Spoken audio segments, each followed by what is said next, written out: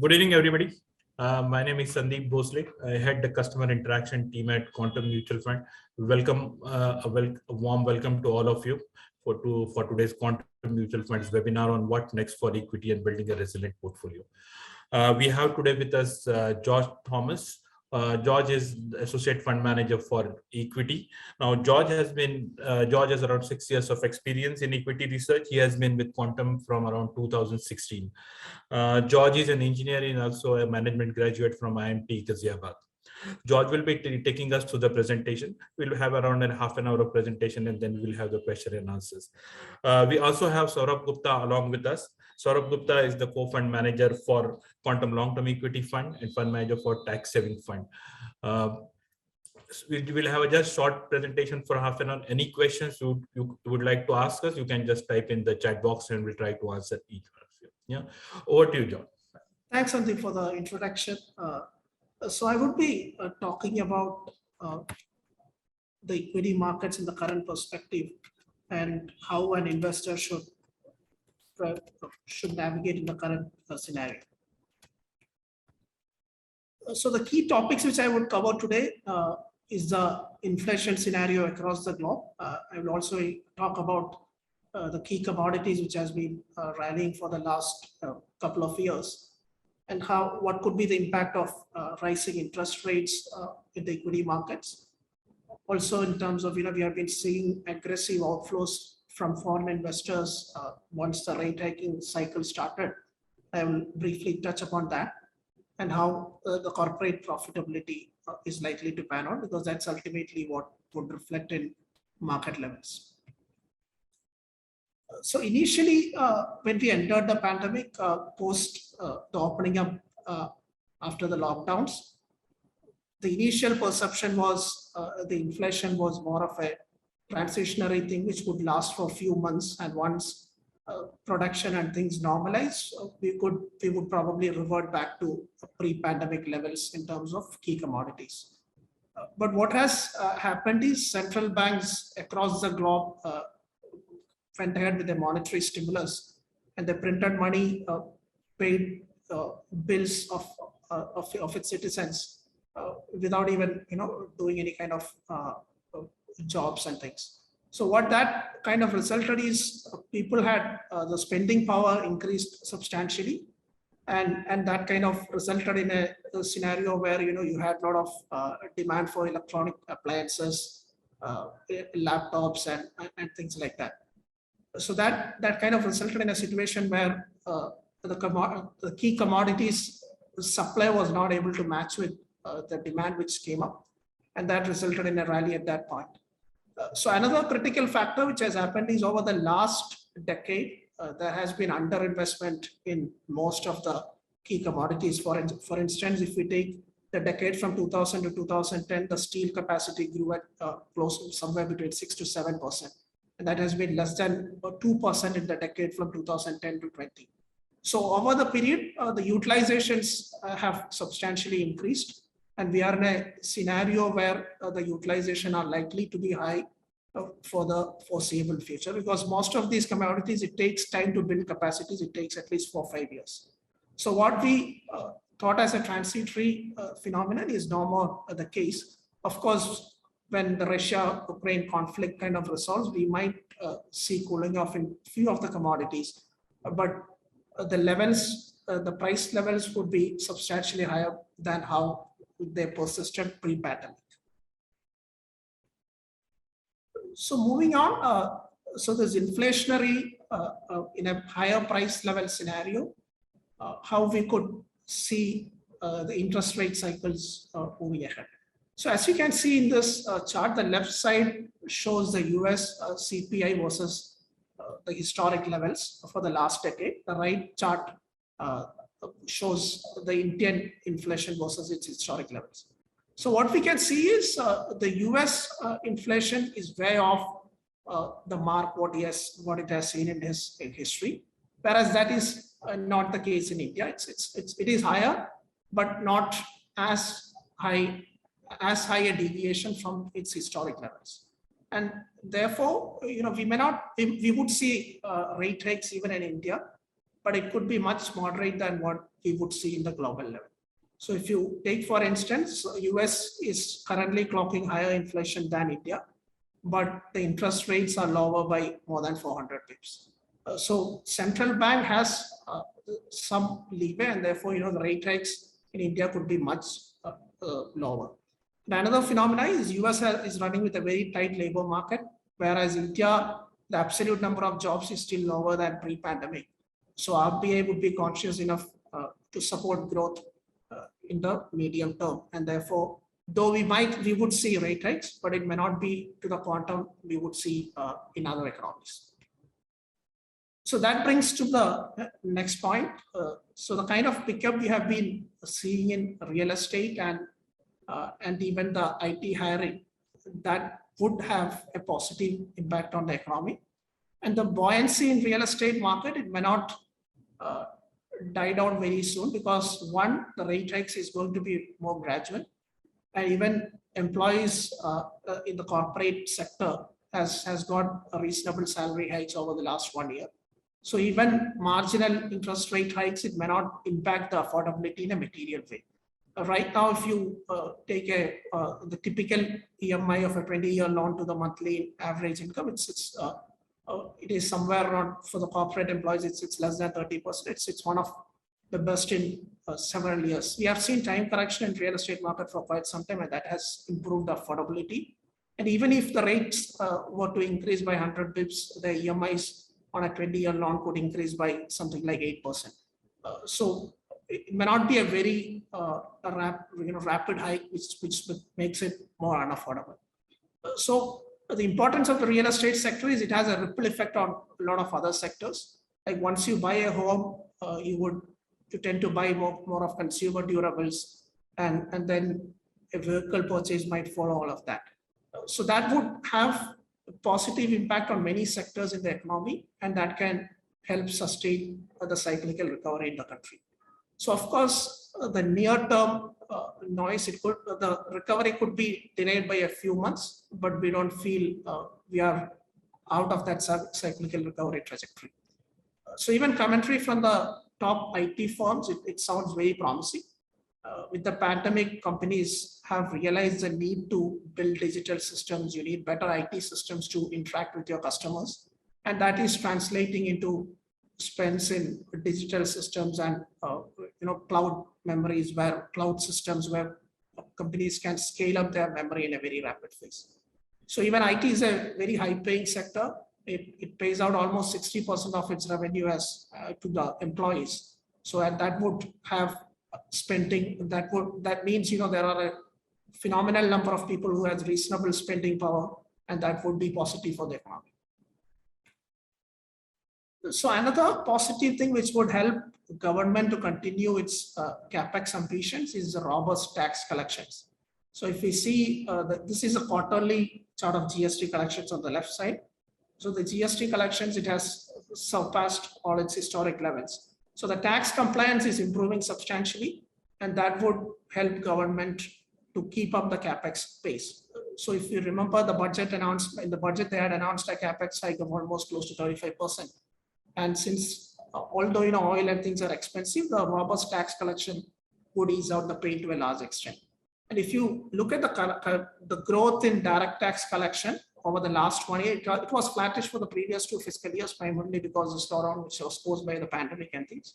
But in the last 1 year, it has surpassed GDP growth by a wide margin, and that's something which we have not seen in the last 4 or 5 years. So that would ensure government has sufficient funds to continue its road projects and all the infrastructure projects, which is overall good for the economy. So related to the previous slide, what has happened is so businesses have shifted to the top companies, which you can see by the blue line, which represents the top 30 percentile of the companies, where they have outgrown by the bottom 3 deciles by a wide margin. And this has helped government in gaining a lot of taxes, and primarily business is moving to more productive enterprises, and that could have a positive impact on the economy overall. A similar trend is observed even in the net fixed assets growth. So corporate profitability is also on a very steady uptick. Like you can see in the December quarter that has surpassed all the recent levels in the recent past. And similar is the case even with profitabilities. Companies are having pricing power and they are able to pass on those prices. Of course, with the rising commodity prices, which I showed in the first slide, near-term profitability could be under stress. But if you stick to companies which have pricing power and which have strong balance sheet to withstand the current margin pressures, and they are likely to emerge stronger, and that would be benefit the overall economy in a good way. So this slide, if you observe the columns, the last two rows, you would see the YTD outflows in 2022 and even in April, it has been quite significant. It's higher than what we saw in 2008. Of course, it's on a different base. So despite that, markets have not seen the correction which it could have otherwise seen in case of a similar pace of FII selling, primarily because domestic institutions have been supportive and even the inflows are quite strong to support that. And that's something which is providing a decent support to the markets. So if you look at the typical consumption basket, which is represented by CPI, almost 45% of the basket is contributed by food. So where India is beautifully placed is India is self-sufficient in most of the food items, except something like palm oil or pulses, where we have dependence on imports. Otherwise, India is largely self-sufficient, and therefore that is helping us in terms of containing the food inflation. Of course, it's higher than what we have seen in the historic periods, but it's not substantially higher to derail the economy. So even the domestic agricultural producers, they are benefiting from higher prices of wheat and things, and that has triggered government to pass on raise the MSPs, and even the exports will fetch a better value, and that would aid the rural economy to a large extent. Of course, the input costs like fertilizers and things have gone up because of the current geopolitical crisis, but still net they would be able to make better profitability. So this chart represents how the earnings cycle have progressed over the years. So as an analyst, we typically forecast earnings 2 years out. Like sitting in FY22, I would predict what would be my potential earnings in FY24. So what you can see in this chart is on the left side of every chart, every line chart, that would be the estimate. And as you come closer to the actual date, the actual earnings is reflected. So what we see is until FY20, analysts were missing estimates for the last few years. Whereas, what analysts typically estimated 2 years prior, and what the actual came out to be much lower than that. And in FY22, we see that cycle is reversing, and actual earnings continues to surprise the consensus, and we believe that is likely to happen even in the medium term. So this chart represents where the valuations stand today. The spike which you see around the COVID pandemic is primarily because the earnings was suppressed because of the COVID shock. And that's the reason you see that spike in valuations. But as companies' earnings kind of caught up, we see the levels are slowly coming back to average levels. So although it appears like it's slightly higher than the historic averages, we are seeing strong earnings upgrades which could bring that back to average valuations. So the major risk to recovery is one is the rising inflation worldwide is a risk, primarily because as inflation kind of picks up, and if the real GDP growth doesn't kind of transpire in a reasonable way, citizens have lesser money to spend, and that would constrain discretionary spend like an auto purchase and things like that.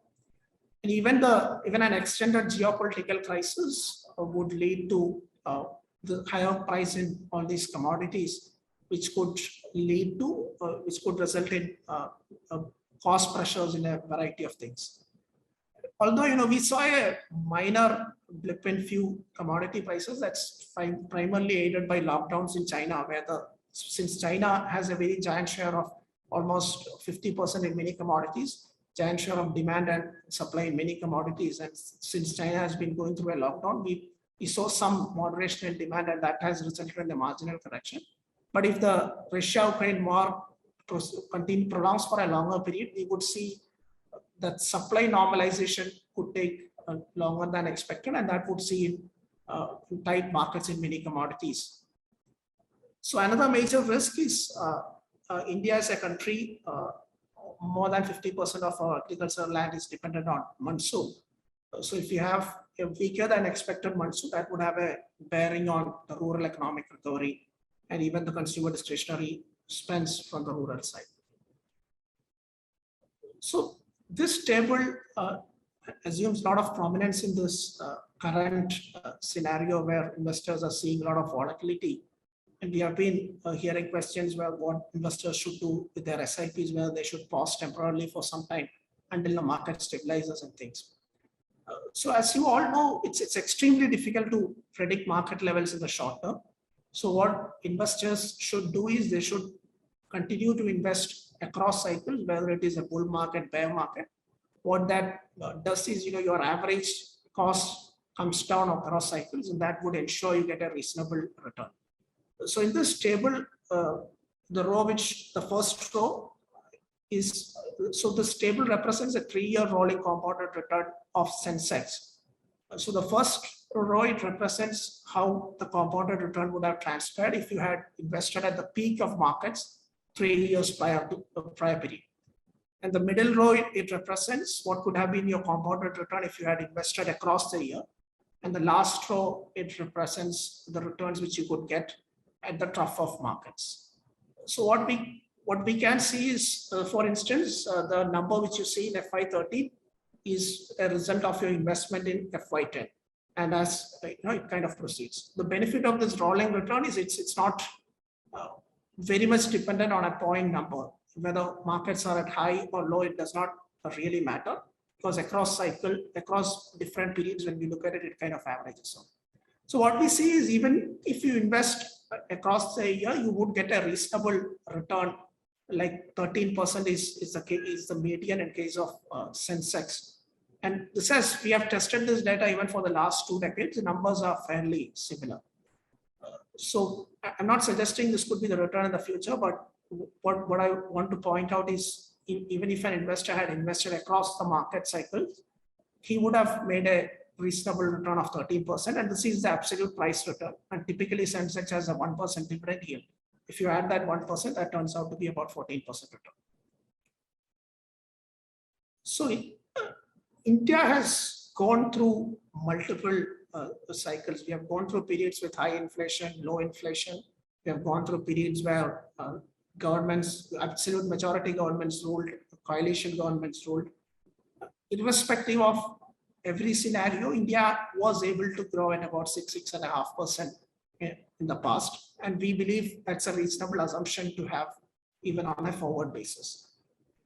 This period from 1918 to 2020, it kind of reflects every possible scenario, be it in the domestic market or the external environment. But despite all of that, India has been able to grow at 6.5%. And this has great relevance on how corporate profitabilities can transpire.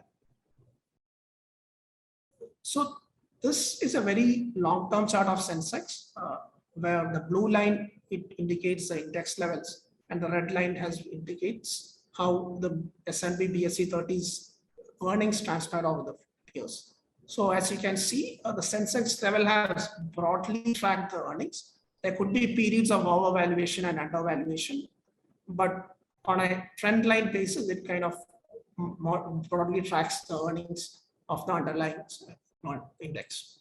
And this is true even for most of the stocks.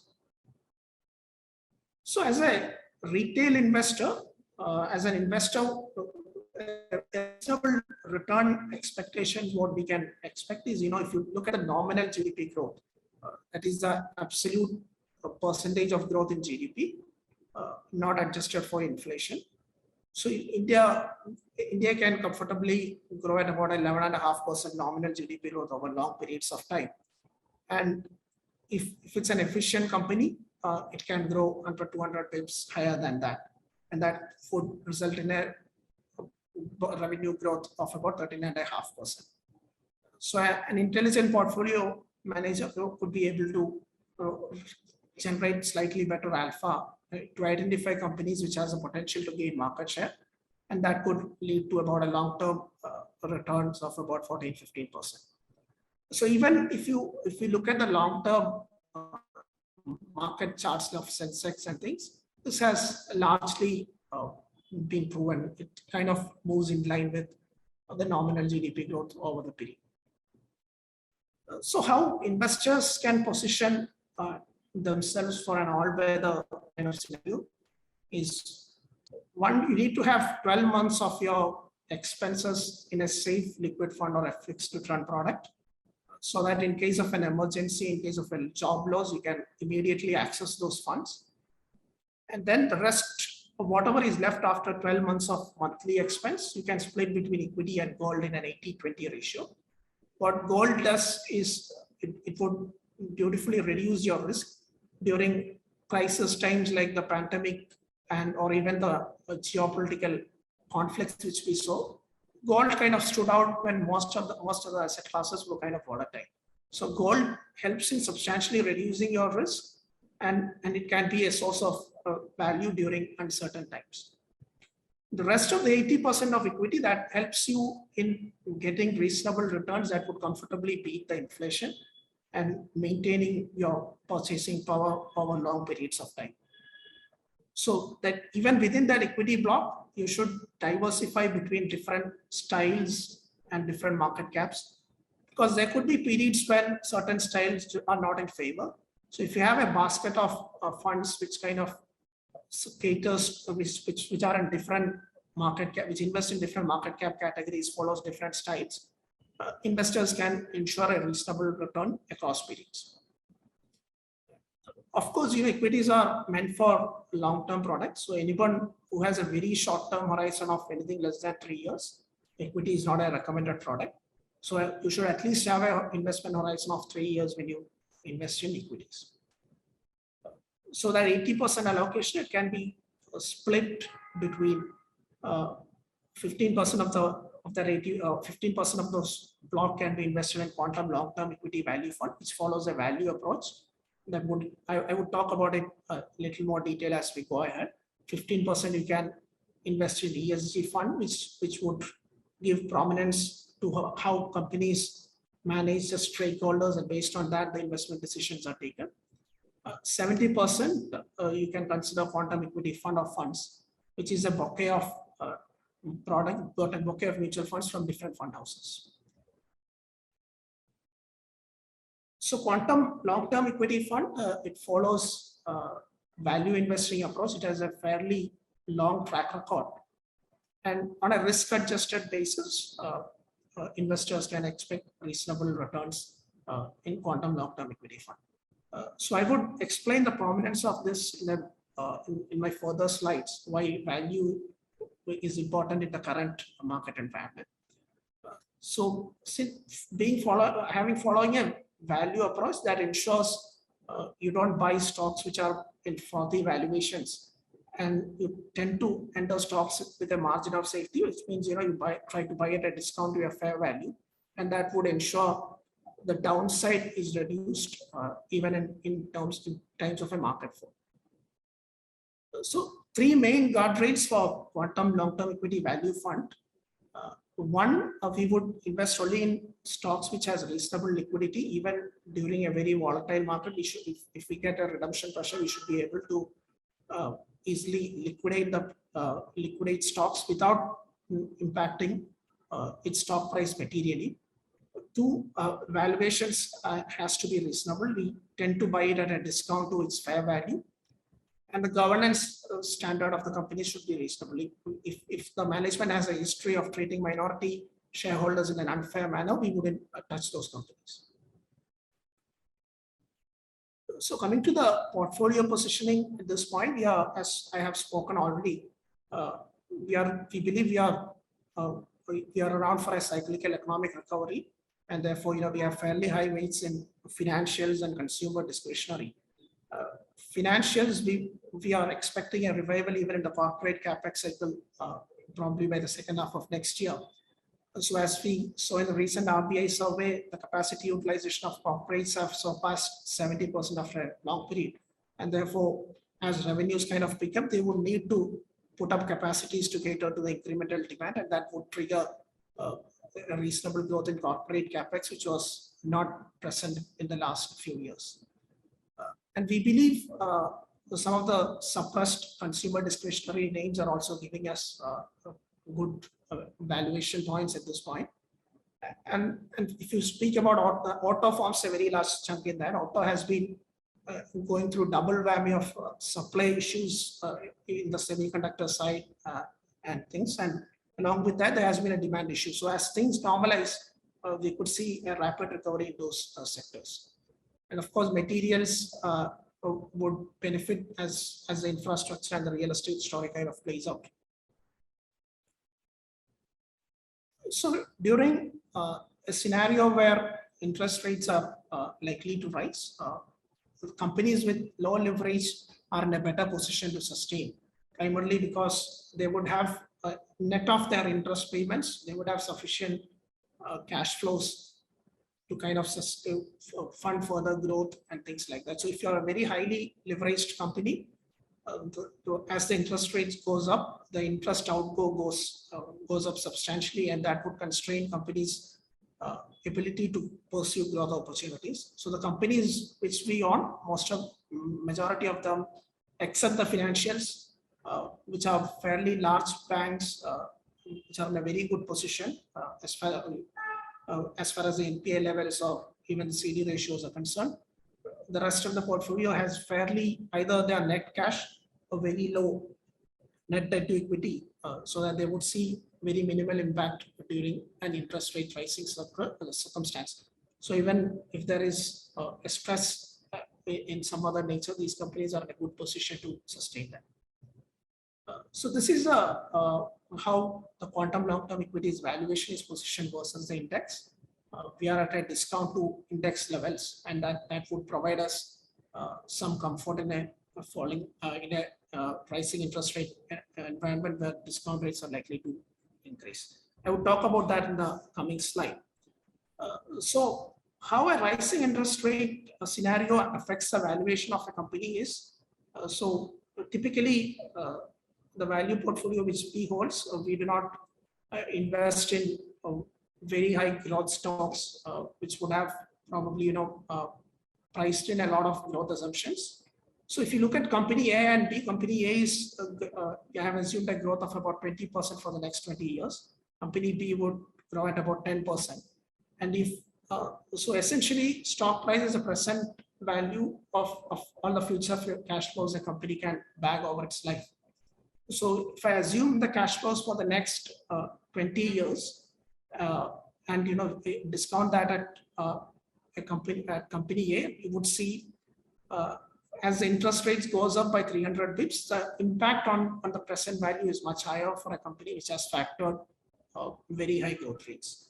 You would have already seen that in the recent market correction, where some of the new age companies which were listed, which had fairly high growth assumptions, very futuristic growth cash flow assumptions, that would have seen a higher impact primarily for this reason. So a portfolio which consists of businesses which are under reasonable valuation and even lower leverage, that is best suited in this current environment.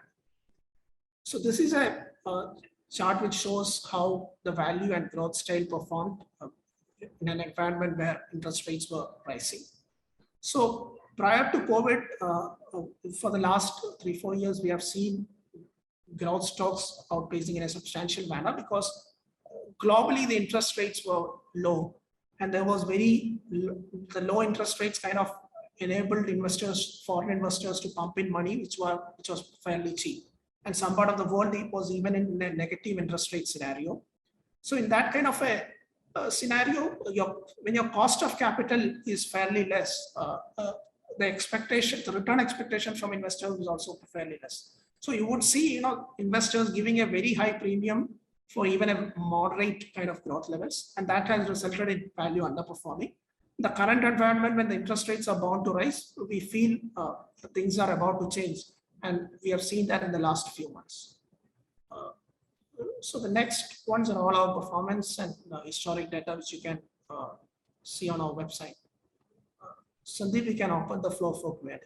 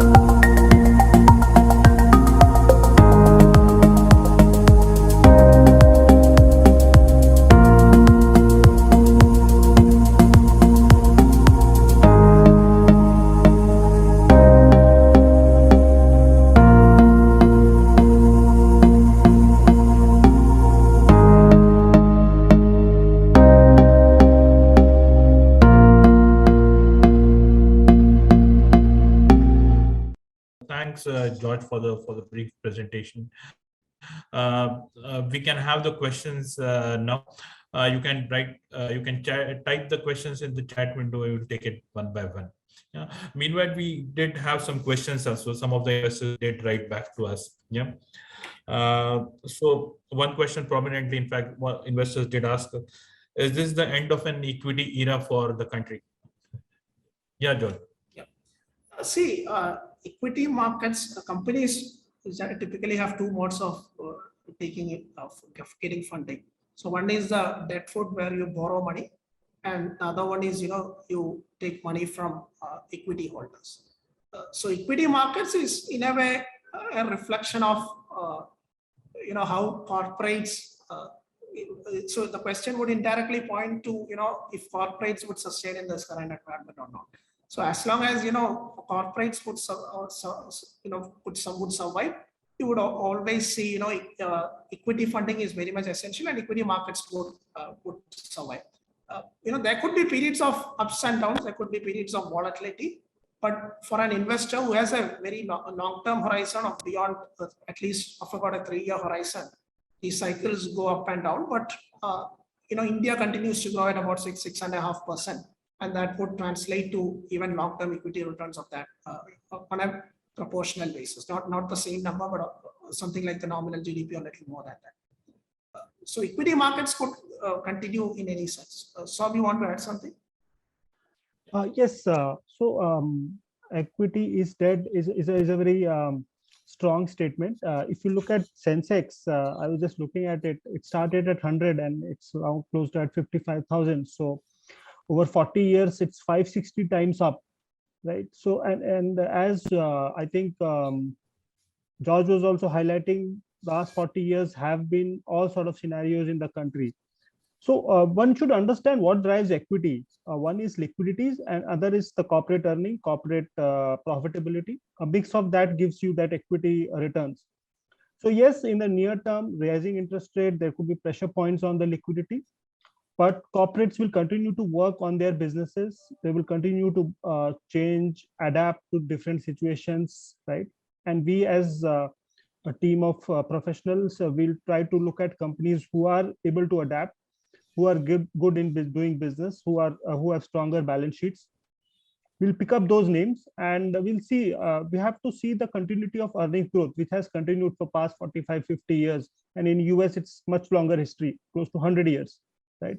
So till the time that is okay, and that is in line, and corporate earnings are growing and GDP is growing, equity cannot be dead. I think it's a very strong statement. Yes, near term, it could stagnate because there have been higher valuations. There could be pressure points on liquidity in the near term, but equity is the way out to achieve your financial goals. It's the growth block in your asset allocation. So I think taking that call would be very, very myopic. So you're taking a cue from what Saurabh said, and you mentioned about the equity era. What should be a retail investor strategy to save his investment portfolio or grow his investment portfolio? Yeah, see, a retail investor, the slide which is highlighted in my presentation, that kind of solves the requirement for most of the investors. So a retail investor should have an emergency fund which should cover at least 12 months of your expenses that you can park in a liquid fund or a fixed income instrument. And the rest of the portfolio you can split between 80% in equity and 20% in gold. What gold does is, it gives you it reduces the risk of the portfolio during turbulent times. It comes as a savior, and equity would take care of your growth requirement over the future. So if you take across asset classes, equity has done a fairly good job in terms of helping you attain a purchasing power which beats inflation over the long term. So even within equity, investors should diversify their style between, you have to have a basket of funds which diversifies style and even across market caps, because there could be periods when certain styles are not in favor. So of course, when investors invest in equity, you should have a long-term horizon, because it's in the shorter term, anything can happen. If you invest with a 6-month horizon, if markets falls by 30-40%, you have very limited time for that for recovering that losses. So once investors have a longer term horizon, as I showed in one of my slides, or even if you invest across the period, you can earn reasonable risk-adjusted returns that can comfortably beat inflation. Thanks, George, for that. For our existing investors, you can always log into our investor online section, quantumnc.com. And once you log in, you will have this wonderful tool in front of you, and you can plan your asset allocation for the coming years in that. Yeah. So since we are on the asset allocation, on our 12-20-80 asset allocation strategy, there's a question from Mr. Makran Joshi. Now, he had just joined us, joined the family of quantum investors. He's a new investor with us, but he would like to know that in an unpredictable inflationary environment or the rising interest rates, does this asset allocation model makes it less risky to put more in quantum long-term equity fund rather than giving more exposure in quantum equity fund of fund, given the P differences, of these two mutual funds different? So Can you Yes, just maybe I'll lights take on? that question, and George can add after that. Now, a fair point. We also believe that, as George also highlighted, rising interest rate environment, low valuations, and better companies positioned in that helps. But then one should understand that when you are looking at equities, you are not looking for a one-year horizon. Your horizon is much longer. So ideally, what we tell to our investors is that you should have at least 3 years of investment horizon when you are looking in equities. And in terms of when we are trying to create a basket for your long-term financial goals, it's like a period of 5 year, 10 year, or maybe 15 years. Right? So yes, we not suggest that if you're coming to quantum family, you just create this equity basket of 15% QLTVF, 15% QASG, and 70% FOF on day one. It's a progressive approach, staggered approach. But what we suggest is diversify according to your comfort and diversify across styles. That's the point. Yes, what we also believe that the time for value has come. If you look at the building blocks for value to outperform seems to be there. But again, last 3 years, not 3 years, for example, 2016 to 2019 was a very tough period for value. At that point in time, if you had parked a lot more money in value, you would have faced a lot more difficulties. And why we recommend FOF is that fund of fund is not a single fund. It's a basket of funds with different market caps, different styles, which complements value. So value can be your anchor product, which is less risky and protects your capital better because of lower valuations, better balance sheet quality. But there will be periods where growth comes back in your longer term time horizon when you have. And this basket will help you kind of diversify that equity basket. So that's the broad thought.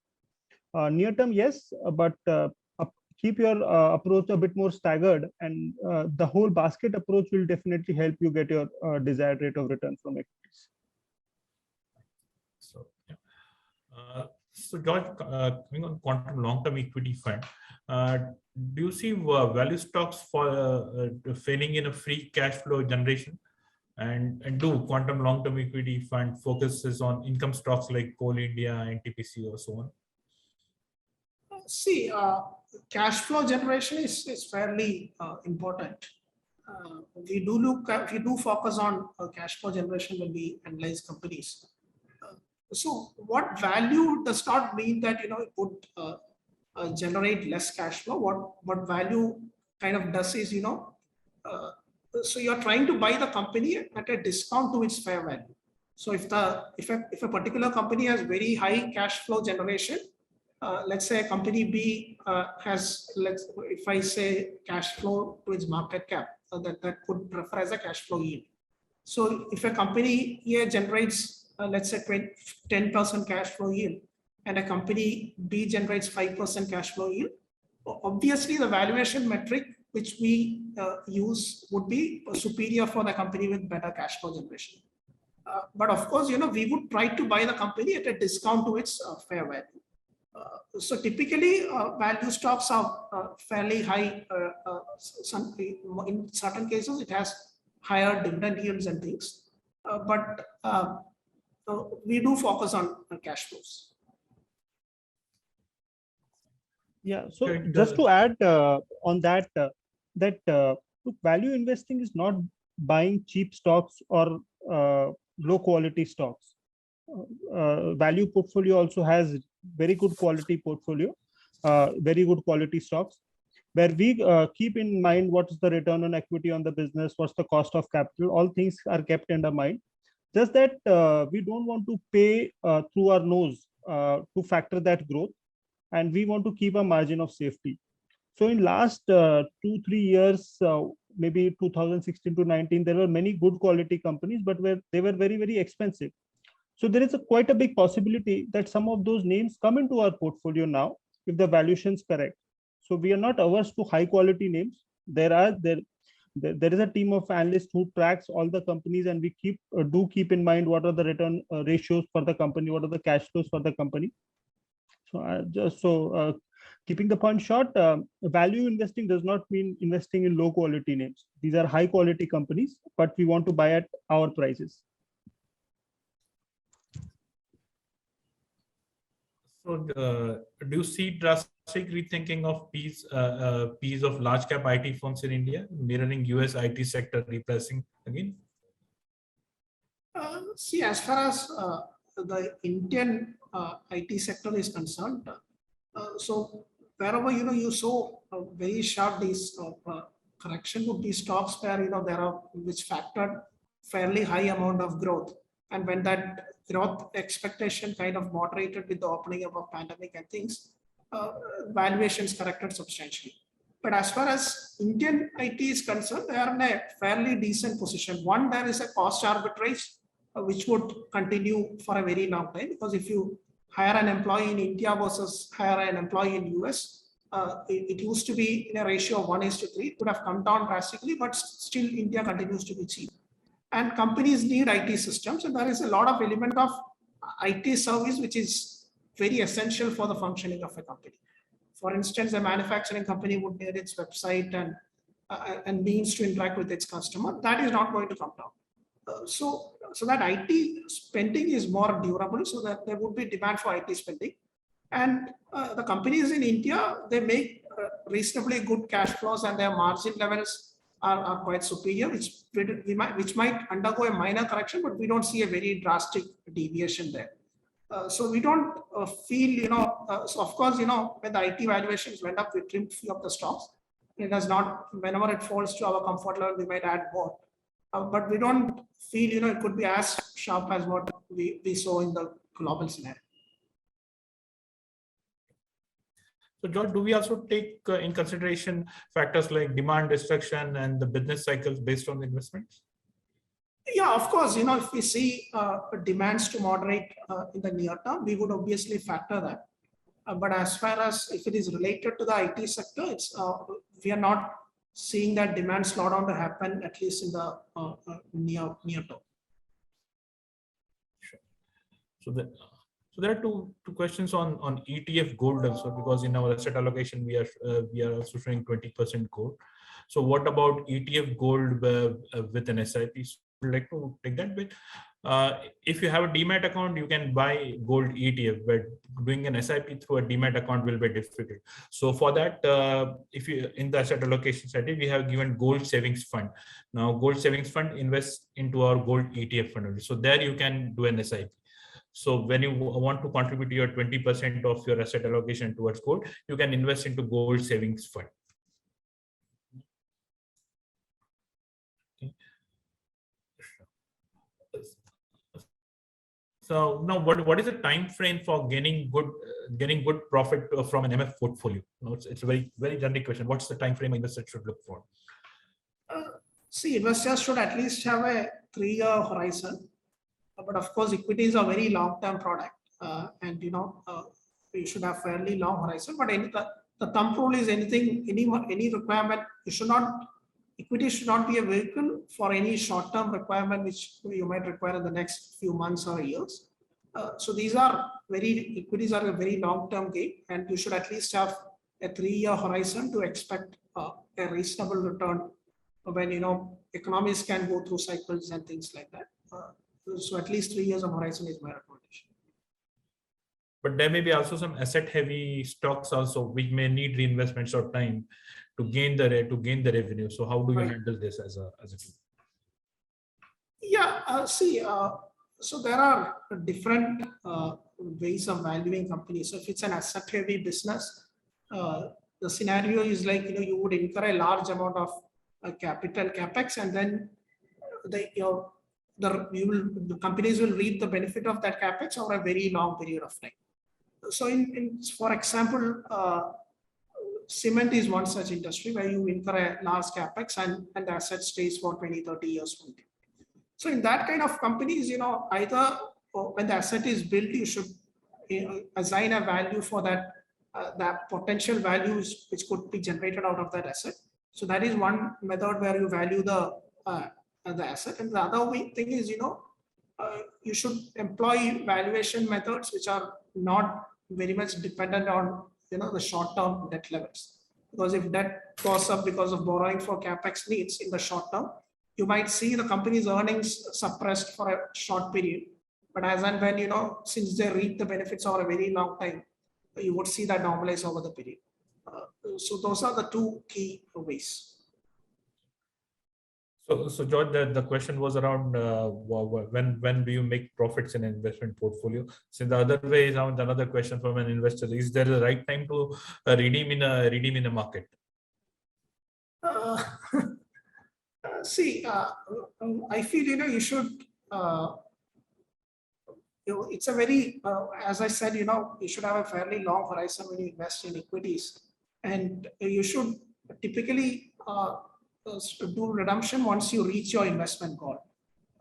So that's a fair idea. Or otherwise, so if you have if you are saving for your retirement needs or things, so when you are closer to the retirement age, if you feel you are reasonably achieved your goals, you can slowly do a systematic transfer plan to any of the fixed income products and things. Thanks. So there's a question that how can I build a strong portfolio and what should be my equity allocation? I think for that you can surely follow what is on the screen and on the screen. It's a try and tested thing. Yeah, you can always log into your Invest Online section and do your asset allocation to this strategy.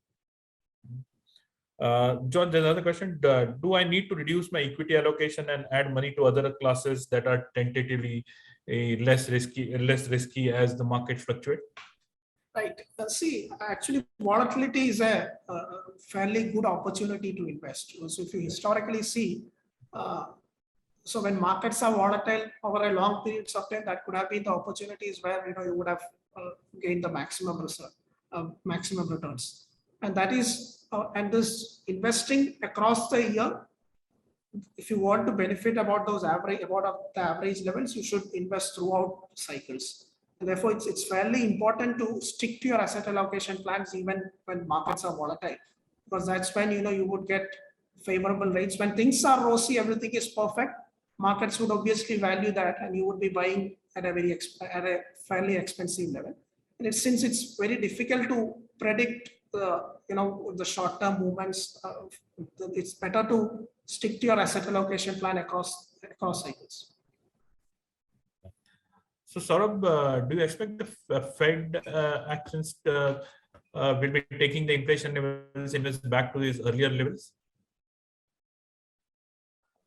At least the market seems to be factoring that, and there are multiple things over here. I think one is because a lot of US, unlike India, the penetration of equity is quite deep in US, and if the equity markets, because of Fed action, corrects too deeply, too sharply, a lot of people would find it very difficult to kind of have their pension funds giving decent returns. So I think Fed has that also to be kept in mind before they do that action. But what we feel is that one is Fed action, and secondly, the worst thing for a high price is the high price, right? So there will be a natural demand destruction as well, as because people will not be able to afford a lot of things. So there will be a natural cooling off. The role of a central banker is not to create cycles, but it's to smoothen the cycles.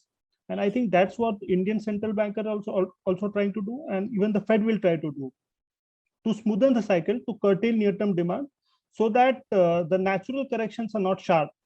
So we believe that the markets are factoring close to 100 bips of hike this next 1 year from the Fed itself.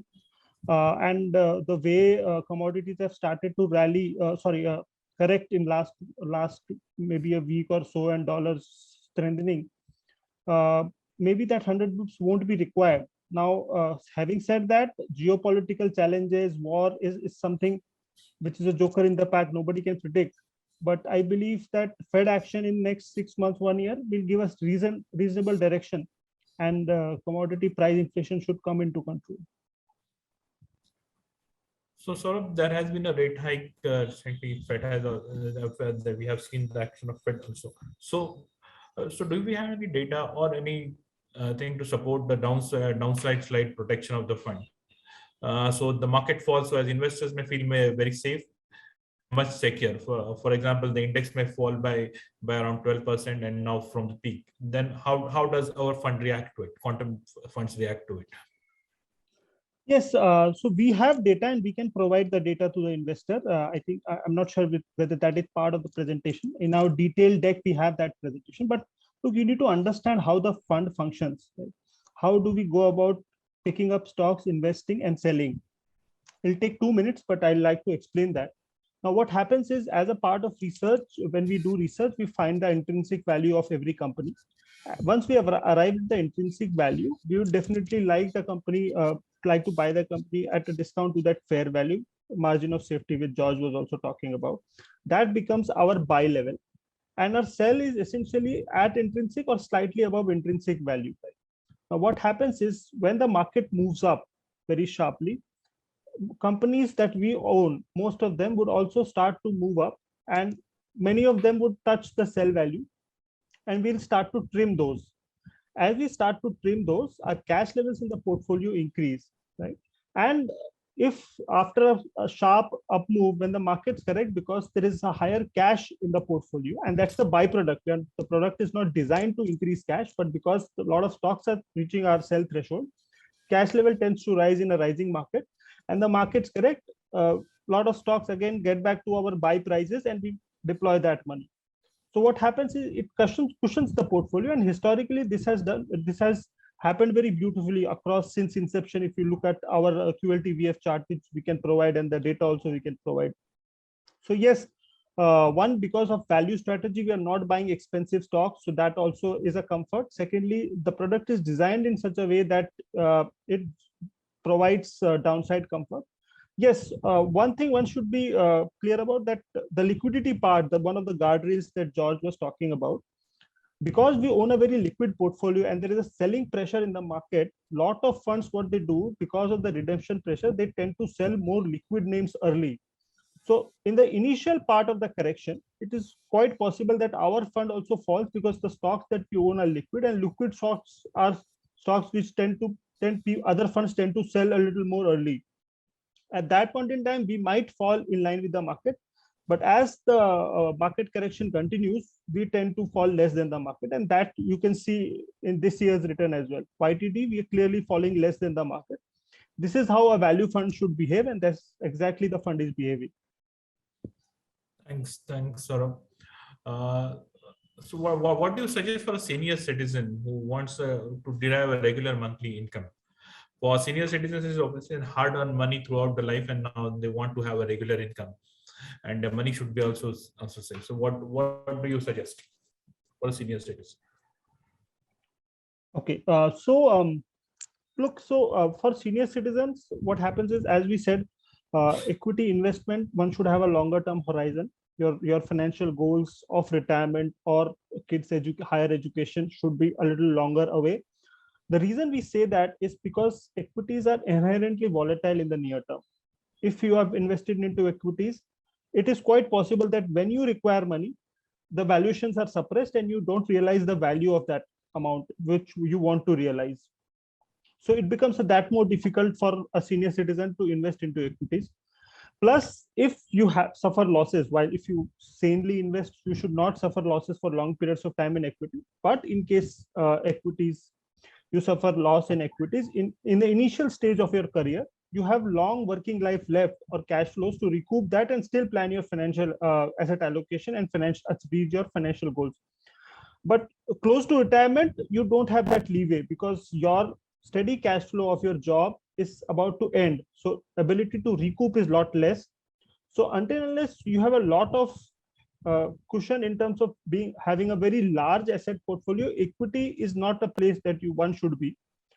Ideally, there is a product called multi-asset fund, which is designed to manage that risk of equity and debt. So it's more like a balance fund, which is managed by Chirag.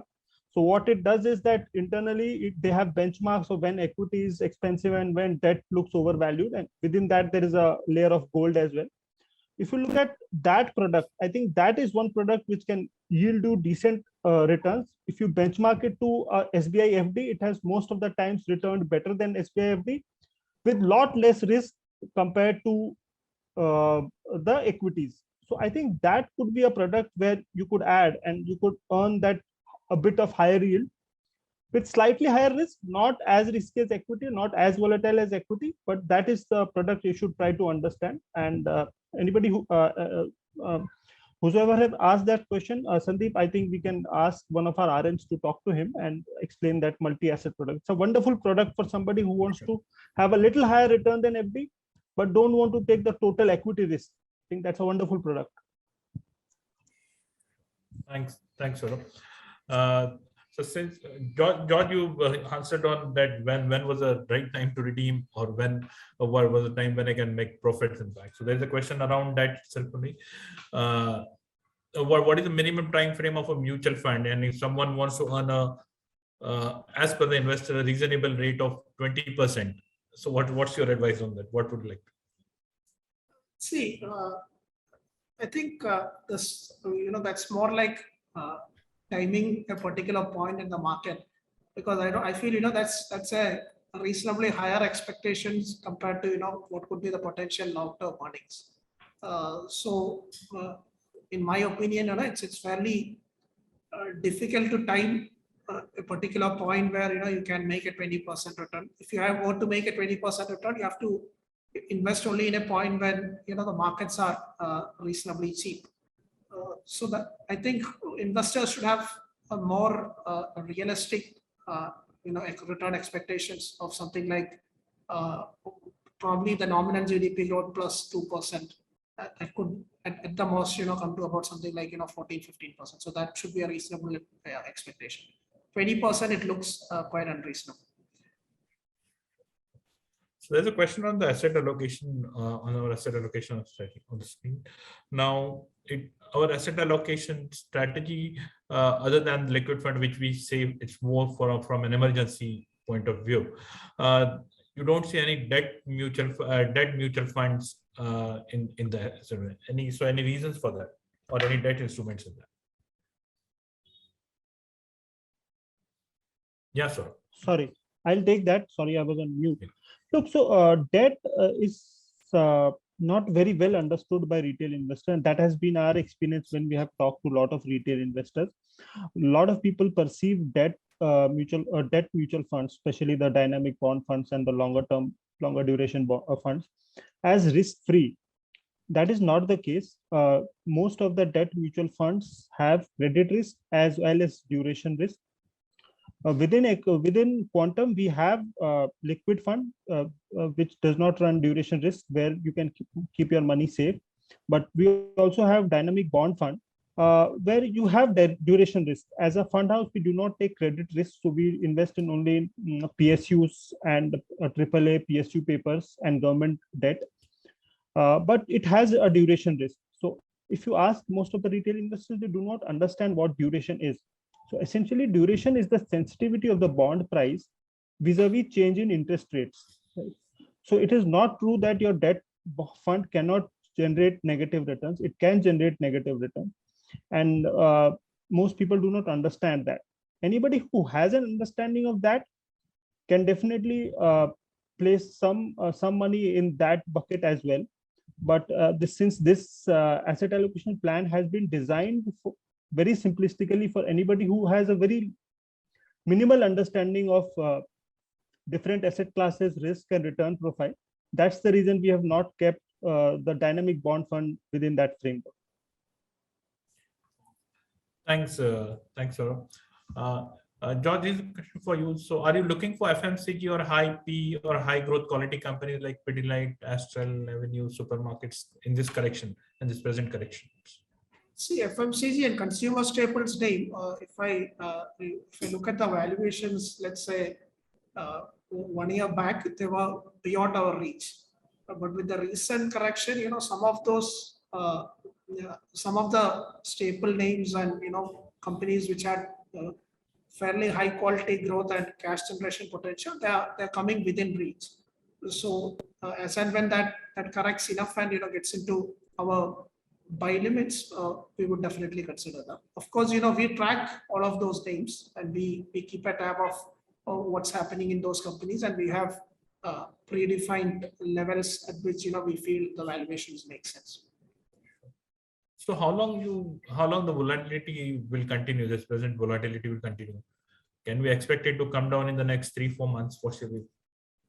I think that's a very difficult question. So I think investors should stick to their asset allocation plans irrespective of the volatility and continue to do your SIPs and invest in a staggered manner. So since it is very much related to how the geopolitical things pan out, it's fairly difficult to pinpoint a timeline in which the volatility could kind of cease. So Saurabh, this is a question on fund of fund, right? Chirag manages our fund of fund. How often do we rebalance the funds within the fund within fund of fund? Yeah, so it's fund of funds. if I'm correct, it's a monthly rebalancing that Chirag does. Yeah, so presently we are already having around nine funds in mutual fund. Previously, we used to have around 7 and 13 to 14% exposure to each of the fund. The fund was launched in 2009. So coming back on our asset allocation strategy. So if this is a question that if I'm an investor and I have started investing in quantum through the 12-20-80 asset allocation strategy, and at some point of time the markets may start becoming very irrational, or they may dip down, or they may go high. So does, as an investor, I also need to go and do some differentiations or add money or put money or redeem money, or I stick to the strategy that is there? George, you want to go ahead? No, sir, we can go. Okay. No, so yes, markets will always be volatile, but we always suggest that this allocation strategy is not the strategy of day one, right? It's a progressive strategy, and through a staggered approach, you need to achieve this. And once you've achieved, you have to review it and maintain it, the allocation plan, and then it will serve you right in terms of achieving your financial goals. So near-term market volatility, near-term noise, you should not change your allocation accordingly. I think there were multiple questions about outlook on the market for 3 months, 6 months, 9 months. Look, that noise one needs to avoid. Unfortunately, what has happened through the social media and all sort of news channels is that there's too much noise and very little news. One has to steer clear of all that cacophony that is happening around. And stick to the asset allocation plan. There was a very beautiful slide presented by George, which talked about if you had picked the top of the market, what could be your return, median return in last 10 years, and what could be your return if you pick the bottom of the market. Our suggestion is you target the middle line, 13% line. I'll just add one more anecdote over here, and I was talking to George on this yesterday when he was presenting this slide internally. If you go back to 2008, January 2020, when the markets were at high at that point in time, this was close to 21,000. Till last year, if you had invested at that high point, you would have made close to 11% return on a compounding basis. In October 2008 or March 2009, when the market bottomed out at close to 10,000 or 8,000 Sensex, if you had invested at that point in time, you would have made 8,000 rupees, close to 19% compounded annual rate of return. But if you had done an SIP during that period, 12 months or 15 months, and you take that average cost, you would have made close to 14 to 15% return till 2021. At 14.5% CAGR or compounding, your money doubles in 4.5 years. So in 10 years, till 2018, you would have quadrupled your money, which I think is a very fair game. So I think you should stick to that. That averaging really helps. Picking up tops and bottoms, reacting to market volatility in the near term does not help long-term investors. Thanks, Saurabh. So as Saurabh mentioned, reacting to the tops and tops and bottom does not really help, in fact, and that's precisely why we advise our investors to stick to the asset allocation strategy and build their portfolio gradually in this 12-20 asset allocation strategy. Now, it's a strategy that we have built over the years. If you see, quantum long-term equity was launched in 2005, then in 2009 we launched with fund of fund, and we have been always advising our investors on liquid fund. An emergency fund needs to be there at any point of time, and if you have attended our old presentations or any webinars, we also have propagated gold as just not an investment, as an insurance towards your portfolio. So over the years, this asset allocation strategy has been made, and that's what we would like our investors to look at. So coming back to the markets again, George, the Sensex is already around 53,000. What level it may fall in this volatile market, or do you think it will change the next day again? See, as I initially said, it's extremely difficult to predict short-term levels. So I would refrain from giving a level number to that. But what you should focus is, you should continue your investments across the cycle so that you would get an average level. But as Sorbh explained, you can have a reasonable 13-14% kind of returns over the long period. So should I continue my SIPs and STPs while the market keeps going down, or should I put a lump sum amount now? Now this is a question from one of our investors, and he feels that the market could go down further also.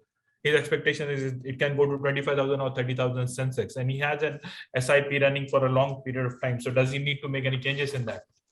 I think you should continue your SIP plan. So like we showed on our table, that kind of helps you to get average levels. So you never know if there could be an external event which could reverse the market trend also. It could be either ways, and it's impossible to predict. So therefore, you should invest across cycles so that you would benefit even the lower levels and even the high levels, so that you would get a reasonable average cost. Thanks, George.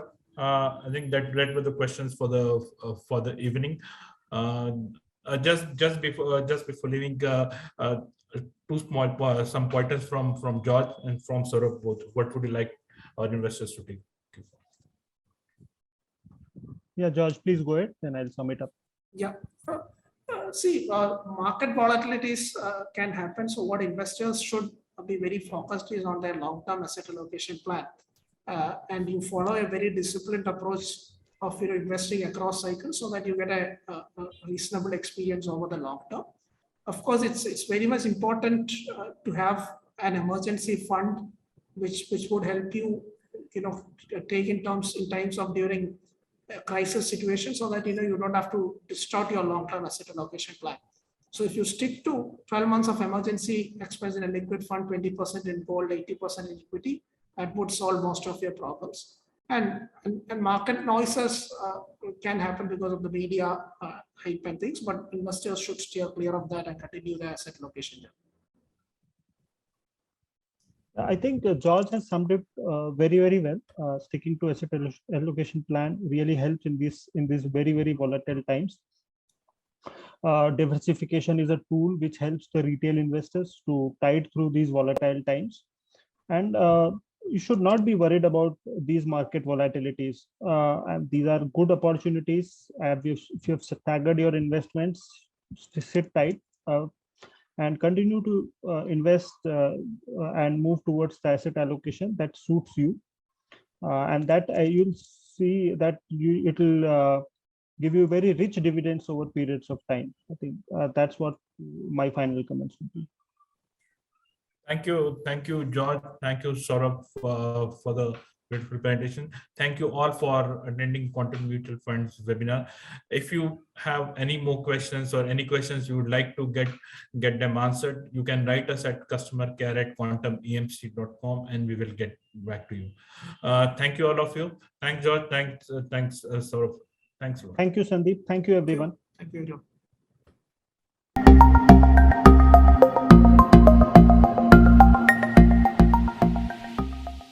Mutual fund investments are subject to market risks. Read all scheme related documents carefully.